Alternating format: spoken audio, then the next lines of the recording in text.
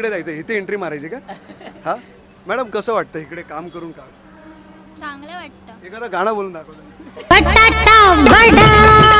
की ब्रह्मा कोण आहे रिअल लाईफ मध्ये? काय ग्रॅज्युएशन केलंय, नाही केलंय, की बाबा पप्पांनी हे केलं म्हणून आपल्याला करायचं? नाही, माझं ग्रॅज्युएशन झालंय तसं, म्हणजे 5 वर्षांपूर्वीच झालंय.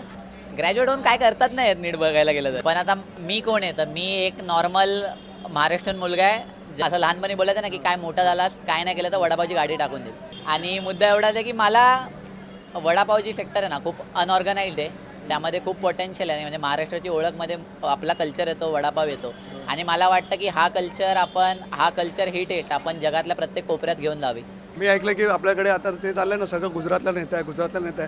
तू नाही, आम्ही ऑलरेडी गुजरातमध्ये त्यांना वडापाव विकतोय 5 वर्ष झाले. तिथून धंदा इकडे आणतो महाराष्ट्रात. हो, मग आता कुठे कुठे आपल्या फ्रँचायझी? आपले गुजरातला 2 आहेत भरूचमध्ये, त्यानंतर आपले नाशिकमध्ये 2 आहेत, सुरतला आपली एक आउटलेट आहे आणि इथे मुंबईमध्ये एक आहे. आणि लवकरच आपण एक 2500 स्क्वेअर फीटचा आउटलेट लॉन्च करू.